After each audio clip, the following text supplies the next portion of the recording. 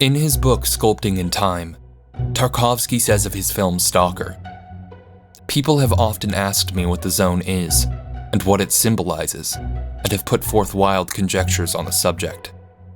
I'm reduced to a state of fury and despair by such questions." Andrei Tarkovsky's 1982 psychological thriller is legendary among critics and fans alike. The film is known for its masterful pace, its painterly touch, and perhaps most infamously, the difficulty of its interpretation. Attempting to unearth its true hidden meaning only results in frustration.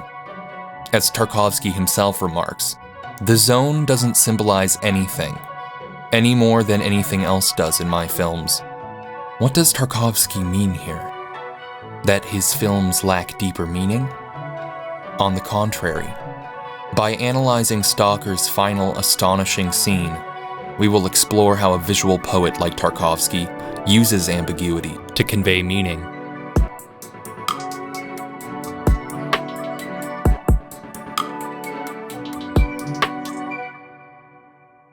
When Tarkovsky says that the things in his film do not symbolize anything, we must understand what he really means. Carl Jung, in his book Man and His Symbols, says, "A word or an image is symbolic when it implies something more than its obvious and immediate meaning. It has a wider, unconscious aspect that is never precisely defined or explained, nor can one hope to define or explain it. As the mind explores the symbol, it is led to ideas that lie beyond the grasp of reason." This is an important concept for psychoanalysts learning to interpret clients' dreams, but it is equally important to us as interpreters of Stalker's dream language. The images and themes in the film undeniably evoke echoes of the Soviet Gulag, of religion, and of the lives and thoughts of the men and women living in his time, but this does not mean that Tarkovsky's artistic vision is limited to these textures. He uses his immediate environment as a painter's palette, but the final piece amounts to more than the sum of its pigments. What Tarkovsky hopes to evoke is never precisely defined or explained. As a visual poet, his ideas lie beyond the grasp of reason. The meaning encompassed in one symbol is wider than its specific manifestation, like a room that's miraculously bigger on the inside. This is the magic of symbols. When Tarkovsky says that his films don't symbolize anything, he doesn't mean that they are not symbolically resonant, but that, as a creator, he has not limited himself with one-to-one relationships. So, if we want to understand the scope of his vision, we too mustn't needlessly constrain ourselves. However, just because we cannot say exactly which symbols equal exactly what, we cannot assume that Tarkovsky was not exacting in his craft. Like any other poet, a visual poet must harness ambiguity with mastery and intention.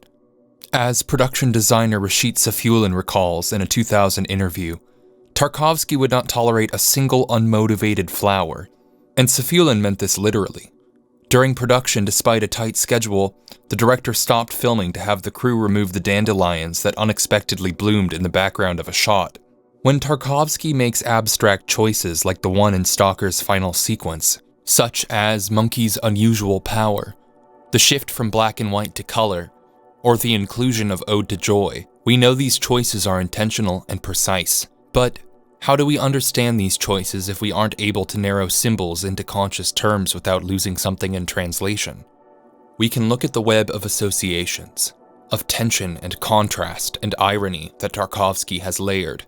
A masterwork like Stalker has more of these associations than can be explored here, but let us briefly look at some of the more prominent examples in this scene. Visually, the final scene stands out from the preceding one in an obvious way. It's in color. The use of color photography was originally saved until our arrival in the zone, and the same color vanished upon our return. This may seem straightforward enough to anyone who has seen The Wizard of Oz, but then, unexpectedly, we're soaked in color again, starting with this shot of Monkey, and then again during the last scene. This is just one way that Tarkovsky associates Monkey and the zone with one another. Our first hint of this association is in the opening shot, though it's subtle. Monkey's crutches are the first sign of the zone's alien power. Eventually, it's explicitly discussed by the professor and the writer, and later by the Stalker's wife, who all solemnly mention the zone's effect on the children. At this point, it's easy to assume that Monkey is the victim of a nuclear disaster, but our understanding of her connection with the zone evolves yet again in the closing moments of the film. It's revealed to us that, despite her disability, Monkey possesses something like a superpower. This revelation has vexed viewers for decades, and it's best understood by exploring the viewer's perspective. Throughout the film, faith is a central theme. It's a theme first alluded to in dialogue, when the Stalker's wife laments her faith in him, or when the writer discusses supernatural phenomena with a woman by her car. But faith also quickly becomes an explicit issue for the characters. We see the writer's faith tested in the field, or the professor's when he defiantly retrieves his backpack. But as the audience, we too are anxiously awaiting affirmation of the zone's deadly power, unsure of where to place our faith. The film becomes an exercise in it. Much of the tension is derived from the audience's ignorance. In scenes like the meat grinder or the one in the field, we're waiting for the anvil to drop too, but it never does. The group reaches the outskirts of the room without a single injury, so when the writer accuses the Stalker of deriving power from these excursions, it appears altogether possible that their journey may have simply been an overblown wives' tale, and the Stalker nothing more than a desperate fool. That is, until we're afforded this final glimpse of Monkey. In this moment, all at once, the question haunting the audience's mind is answered. The undeniable power of the zone is on full display. The question transforms. Are Monkey and the zone symbols of hope? Or is this the nascent display of a terrible power? This question appears in our minds after departing the Stalker's side for the first time in the film. It's formed in this private, domestic moment, alone with Monkey. Tarkovsky, known for avoiding the use of music in his films whenever possible, chooses to set this revelation against Beethoven's Ode to Joy. He has stated that the music is intended to allude to the social destiny of humanity, and it's not difficult to hear the industrious push of civilization in the sound of the rail car. What we are presented with in this moment is contrast. Contrast between the unknowable behemoth of the zone, in the form of a silent little girl, and the sound of civilization rattling away. In Monkey's power, we see the armament at the zone's borders, watch the abandoned tanks dissolve into the foliage, or hear the writer and professor's appeals to fear.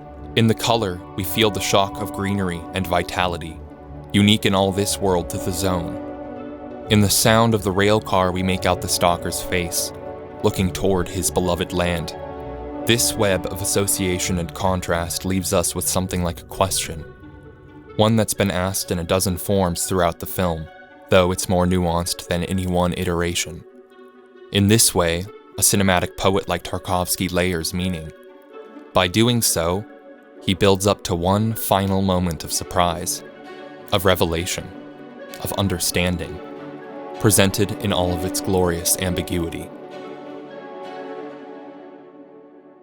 If you like this video and you want to see more, go ahead and hit like and subscribe and look out for new videos every Sunday.